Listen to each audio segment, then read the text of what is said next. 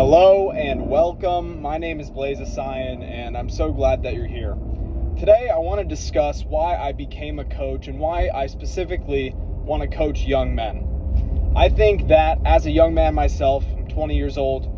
Of course, I have the experience of being a young man, obviously, but I also have the experience of being a young man in this generation, which gives me an understanding of the biggest obstacles that face young men today, right? When I was 16, 17, 18 years old, I was struggling massively with, a lot of the obstacles that we face in today's society, like pornography, being able to pull out your phone and, instantly pull up pornography, social media, video games, smoking weed. That's, of course, become legalized everywhere. And growing up in LA, of course, everyone smoked weed. Most places that sell weed sell to young people because they only really care about making money. So that's something that really messed with me.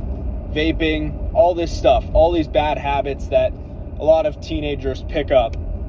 And I let myself go down that path for a while, wasting away my life and struggling. One day I decided to make a change in my life, and I went into isolation for a while, and it was really difficult for me. Yes, I changed my habits and became a better person, made a lot of great changes in my life, but it was such a lonely road. I did it all by myself, not consulting anyone around me, just going into my mind and trying to figure out who exactly I wanted to be, struggling in silence. And that was a brutal time in my life. But after I did all of that, the amount of power I felt was unbelievable, because I was finally able, after so long being in isolation, to sit with myself. And now being in isolation isn't painful like it used to be. I used to sit by myself and have thoughts running rampant in my mind, and now I can sit alone in silence with my thoughts not penetrating my mind. I can just sit alone and relax because I know that I'm taking the right steps to become the person that I want to be. And ultimately, I think that if you do not catch these things early on enough in life, they can persist for a lifetime. And I know that as parents of young men, a lot of them struggle with lack of communication and, not knowing what their kids are doing at times. And it's scary as a parent. You want the best for your son. This is a very common thing with young men. Young men don't really want to share their difficulties. They aren't great at communicating, give one-word answers. I used to be like that. I was such a pain to my parents, although they've always said that I was great. I'm, naturally just hard on myself. I think that's why I am moving forward at the rate that I am. But yeah, I understand very deeply what is happening with young men in today's society and how much they're struggling. And I don't think that anyone who hasn't grown up in this day and age really understands the problems they face on a deep level. Of course, they can understand them conceptually, but when it comes to actual life experience, that's a whole different thing. I'm 20. I've grown up in the same, environment as other young men in, their late teens, early 20s, mid-teens. I understand exactly what they're facing. I did the whole online school with COVID, struggled through that. The main reason I really am doing this is because I was in a really dark place. And I know a lot of other young men who are in a dark place as well. Maybe not as low as I was, or maybe even lower. But regardless, they feel a lack of purpose. They are being told by the people around them what to do, to be realistic, to not go after their dreams, to not be unreasonable. And I wholeheartedly disagree with that sentiment. I think young men need to be able to unleash their true potential and not be held back by, the limiting beliefs that society places on them. So I am not here to motivate anyone. I'm here to provide people with results. That's what I've gotten in my life, results. I have progressed constantly, year after year, into a better person, and I want to help other young men do the same.